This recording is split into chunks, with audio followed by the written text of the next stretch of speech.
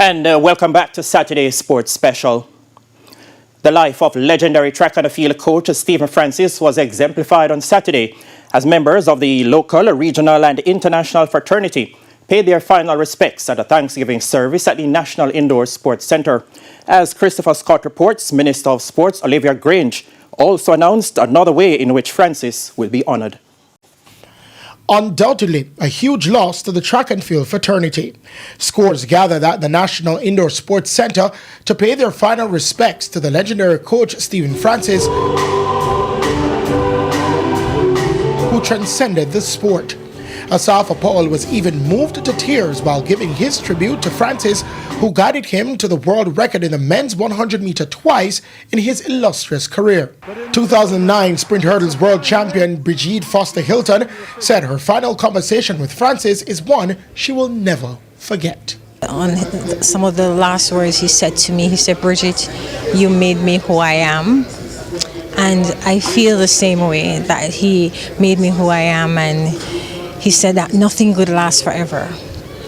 But I really was hoping that what we shared and what he's doing with Jamaican athletics, that it would last forever. Melanie Walker, who won both the Olympics in 2008 and the World Championships in 2009 in the 400 meter hurdles under the guidance of Francis, said the iconic coach was unorthodox but would get the best results.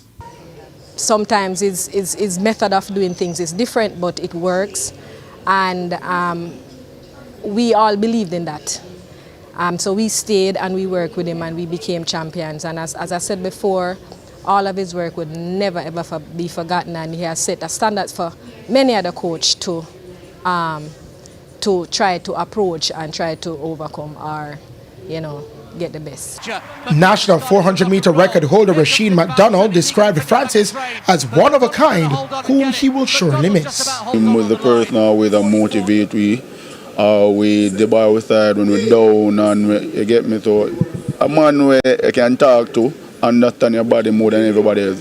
I'm not here and everything go by him, and him, it kind of rough. I don't know what to explain, but he's a good person to me, the father figure. Everything for me and stuff like that, but I'm gonna do it for him normally, and show me how to run and how much step taking a 400 and stuff like that. So he's a coach will always look out for you no matter what.